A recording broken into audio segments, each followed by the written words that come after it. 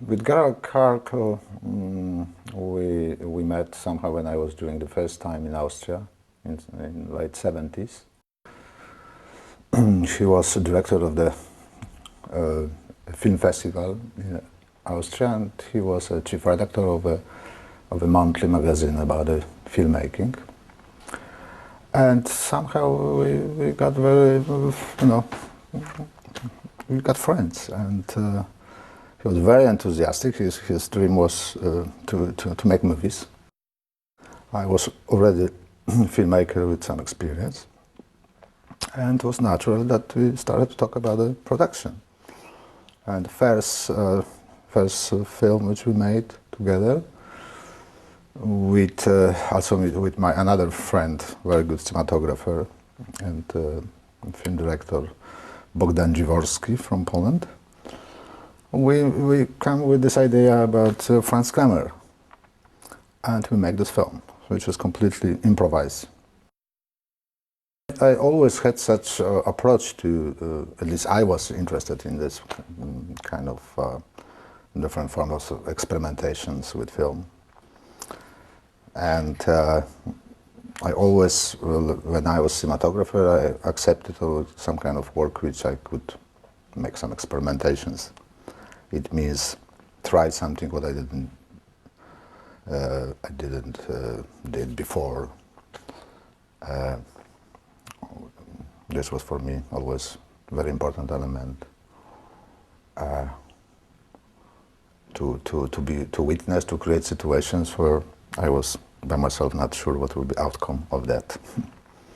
So it was my, how to say, choice, and from the beginning of whatever my adventure with film, that making film, we have to make something what is unusual, something what is different. And I came from the country, at least at this time, film for us, it was not a way of making money, let's say. It was we didn't look at films, some economical aspect was that important, We wanted to make something what was really different, new, some kind of art. It was, for us, I think, the most important. And Gerald Kark was also, believer of this kind of values. So it is very natural that we try to work together. It was, some kind of political scandal in Austria, because this was convinced murder, which was kept not in some kind of closed psychiatric, let's say, hospital, only in a normal jail, gefängnis. And a group of psychiatrists, decided that it's normal, that whatever he did was caused by some childhood problems, and he could be released. And on the same day, he just, did what is in this film. It was an enormous scandal, because, it was 20 years ago. I don't remember that, but it was in the old press on the first pages. And it was consequences that, some few ministers who resigned, and it was, big discussion how it works in Austria, health and justice system. And originally, this aspect was seems to be very interesting to make a film. Not only about the case, but about some kind of organization, let's say, of the of health and the political aspect was some very also theoretically interesting in the subject. But the circumstances of the situation, I was, when we start to discuss about this project, I was in Poland, and Gerald was in Austria. His task was to get materials about this case, because in this typed press was very little details, So he was supposed to gather all real information from inside, from some kind of courts, from police, from psychiatry, from maybe from government. And I couldn't participate in that because, you know, I spoke very weak German, and it was not my part of my work. I was in Poland, but in Poland at this time was declared martial law. So we really lost communication. And the problem is that I couldn't leave the Poland at all. And Gerald was the person which really, through him, I left Poland. We made some kind of contract, official contract, which was really not completely true. It was some kind of pretext. I could leave communism, you know, in very, very difficult time. And I came to Austria, and you know, and okay, I asked Gerald, where's the materials? And he informed me that unfortunately it's very difficult to get anything about this case. So we were sitting in the coffee houses in Vienna, discussing, okay, what to do. I didn't have a big choice what to do because less or more, you know, he was paying for my bread and a place to live.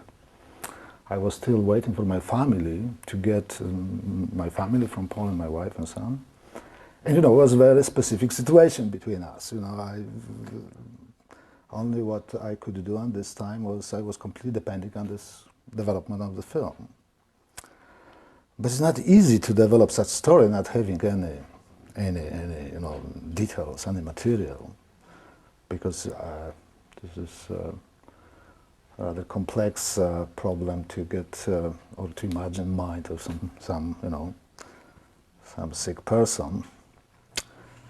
So what to do? We started to discuss, of course, that maybe some kind of form, you know, aesthetical form. It is what we try to explore and develop a story.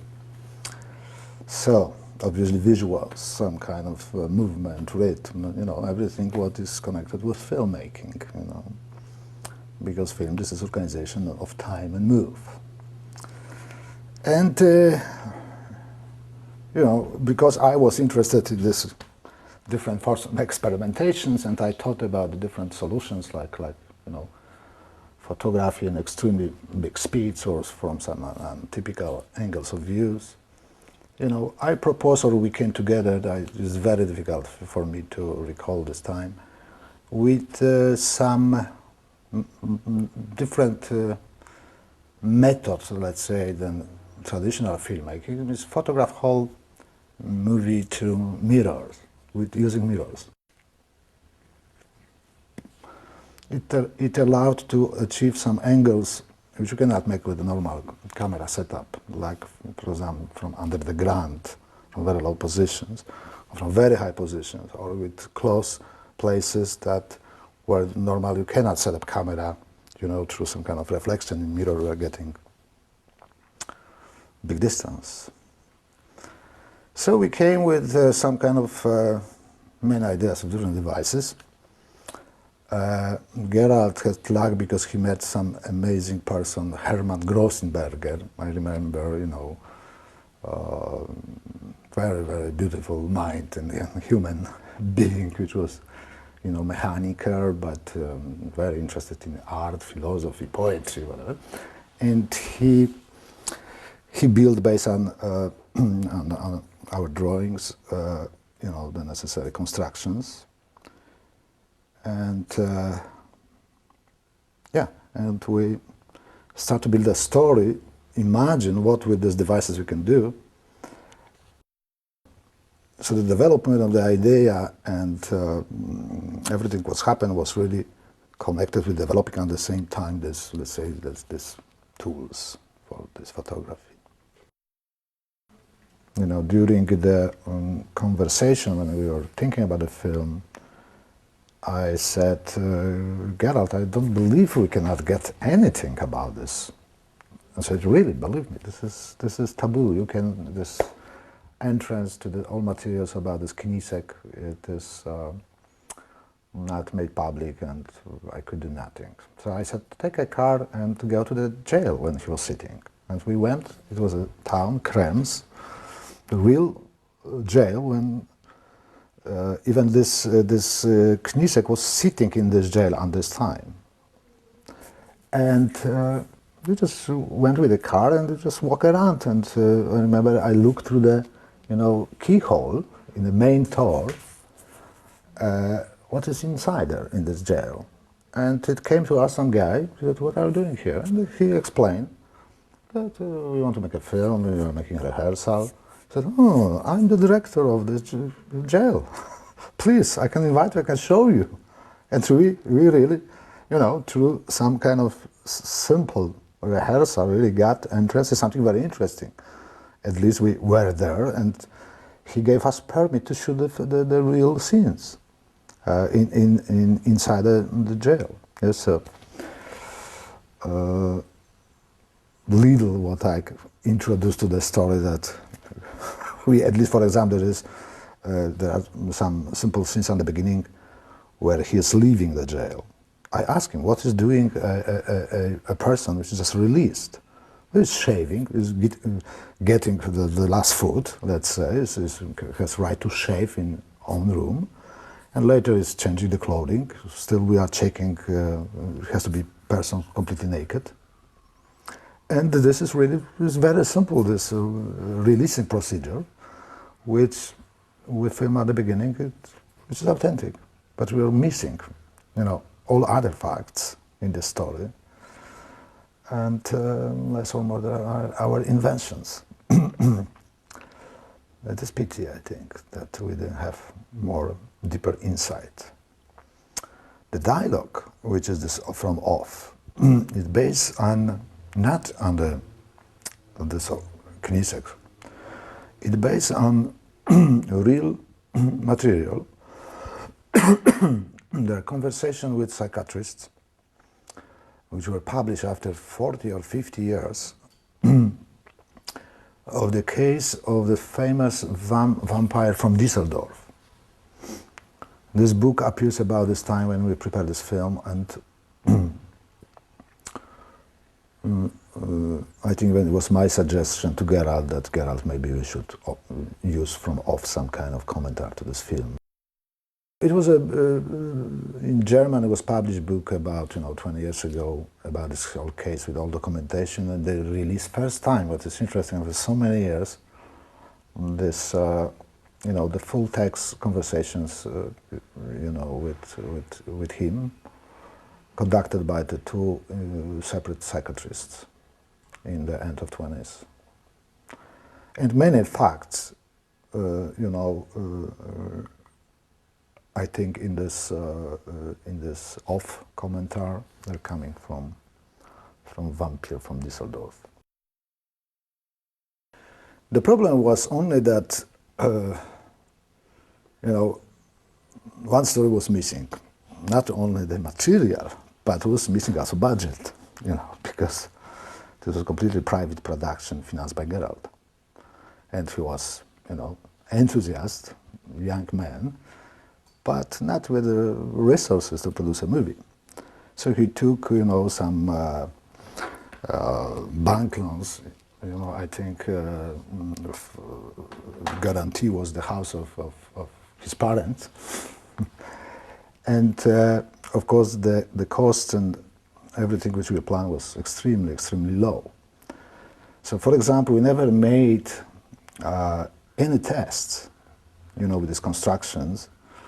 Only just really first takes. This is what you see in this movie. It was too expensive to rent equipment, use a film negative, and to set up these constructions, because this already was huge cost. So it was a full experiment, 100%. Okay, let's go. We will somehow do it during the shooting. Yes. We'll try what we can do with that.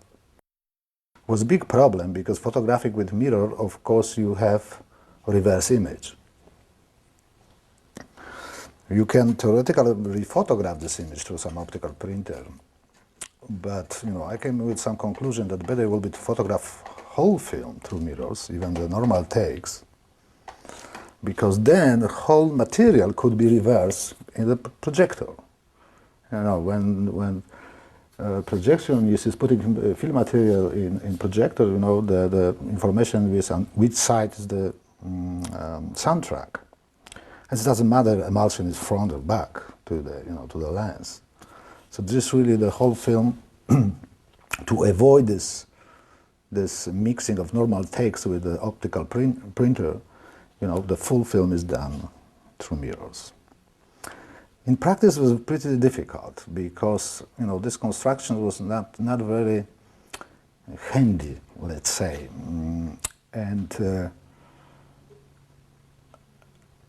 set up with our reality of the crew which we had and all financial means, was rather whole effort, too much effort, I would say, in this production cost really this whole setup of these devices which we built.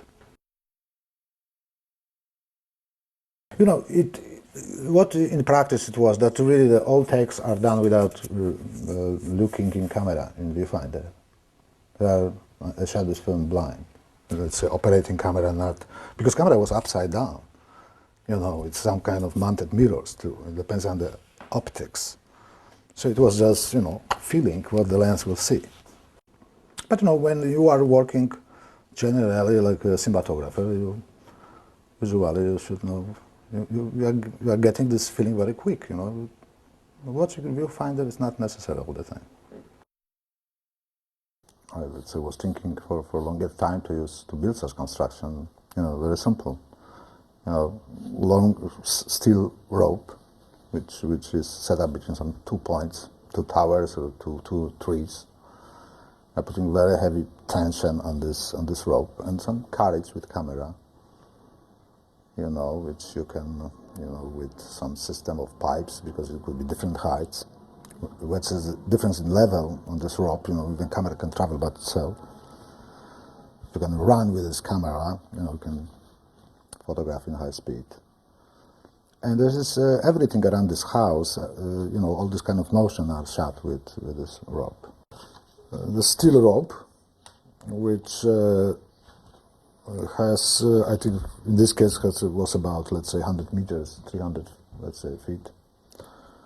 With tension 3-4 tons, and on a simple wheel with some swivel, it's mounted camera, and with some system of pipes, you can hold it, and knowing circa how camera will seize, or even could rotate during the run or walk with such kind of device, you can photograph very smoothly.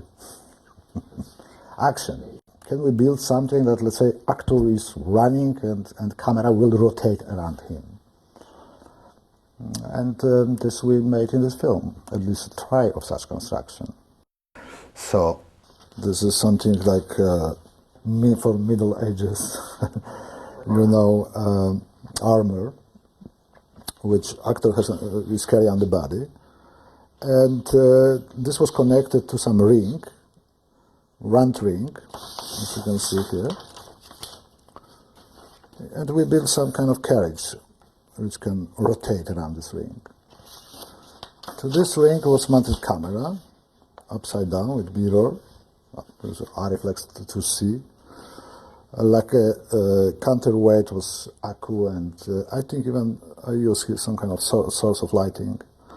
So this was a counterbalance, but it can freely rotate around the actor.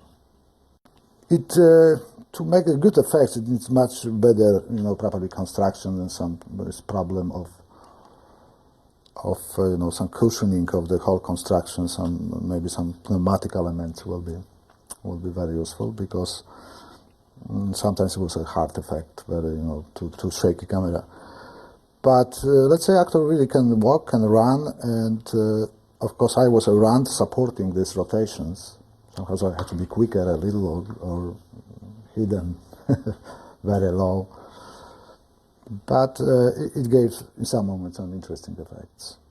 And this crane shot, it was done with normal cranes for the street service of the city for changing the lamps. And just we were talking nicely with the operator of such crane. We were making few tries, and you can pretty good synchronize that. They are very good. Already it was 20 years ago, so I think that right now there are better such cranes. I think they are used for many, for electrical installations. It was nothing specific for filmmaking. It was normal, from industry. 2 arms cranes. The whole problem was there that necessarily I didn't see the picture from this crane, so I have to guess what the camera is observing. But it came with some experience. I was holding camera and he was operating, and we had, I said, left, right. Always few bottles of beer helped us. So. The problem sometimes was that Geralt expected from me sometimes more that I would be involved in regie, let's say talking with actors and rehearsing actors, and I said, Geralt, this is your job. So, no, but in this sense, maybe Geralt expected that I will make magic bigger than I made, and I expected that maybe Geralt will make bigger magic than he did.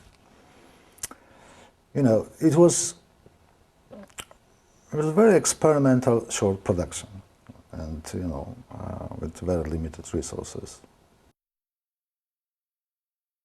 This was my dog, Kuba.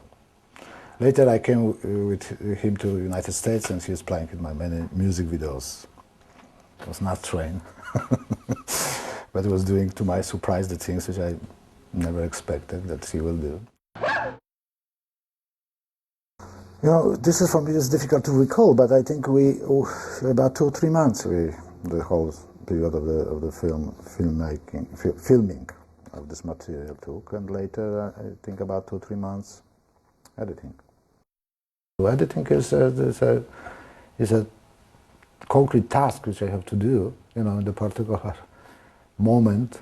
If you were involved in the production, the material is very easy to edit. Generally, I was editing all my works. The film without editing doesn't exist, and we had a situation that Geralt had this financial disaster after this film, totally because of this insurance problems. I know even this is the reason that he quit smoking, because he couldn't afford to buy the pack of cigarettes, which was good for him finally, because he was chain smoker, but he had real problems after this film, and he was not even able to think about finishing the film because he had problems. So I was editing, he was, working on all this insurance issue, financial issues, and when a film was edited, he spent a lot of time, on music with Klaus Schulze, and later recording of this film. And also he chose very good, I think, guy fully for making also sound effects. Mel Kudbey. He was a Turkish man living in Germany who was very, very good in his job. I was so impressed with his work that later, when in New York I make my production steps, I especially called him. He came from Germany, and he was making live sound effects during my recordings. In the graphic violence, I have problems, of course, when I'm watching films, but not necessarily when I'm doing film. The big difference. In this particular story,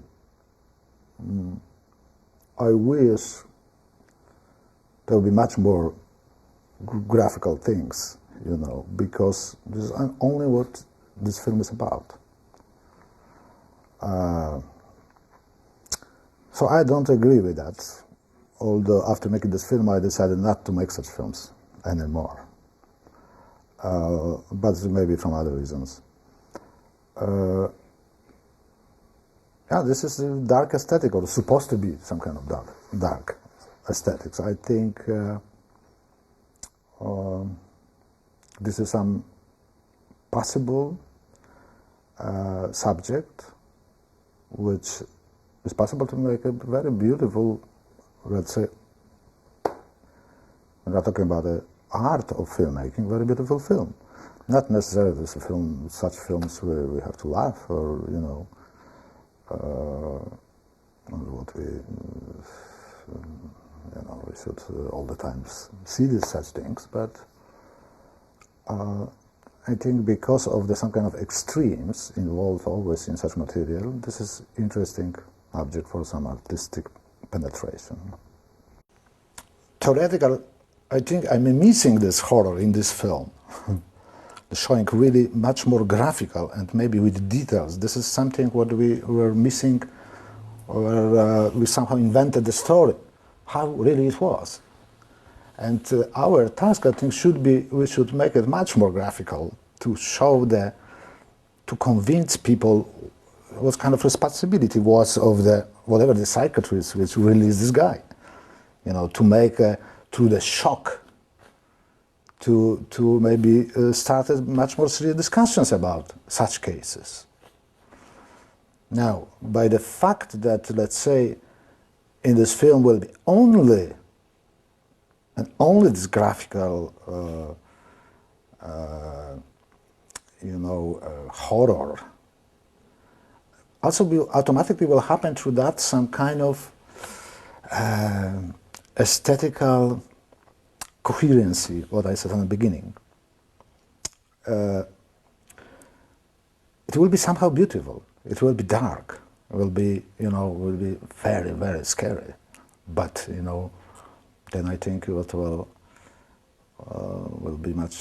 be strength of such a film. It doesn't mean, let's say, I want to make such films and I want to spend my life. But I can imagine that such films could, you know, have very important role. You know, this is always a mystery with some kind of, you know, feeling of the coherency, which is, I think, is a necessary element of something that we are saying beautiful. It's very rare to observe, you know, and violent. To be shown like really what means a violent, that people will understand it. Not like, you know, what we see very often, it's a violent, some kind of senseless violent, I would say, you know, one shot, boom, head disappears, you know, whatever. You know, that of a person, you know, which is, I would say, the last argument, that this is in our artillery of telling stories, you know, about the human lives, about of ourselves. This is the last, the heaviest, what we can do, to kill somebody in film. But I think this death should be not, you know, for nothing, not for entertainment. You know, if, from whatever reason, we are doing that, you know, it has to be shown, if at all, with all consequences of that. How really, let's say, terrible it is. How this is, how awful we are also, humans.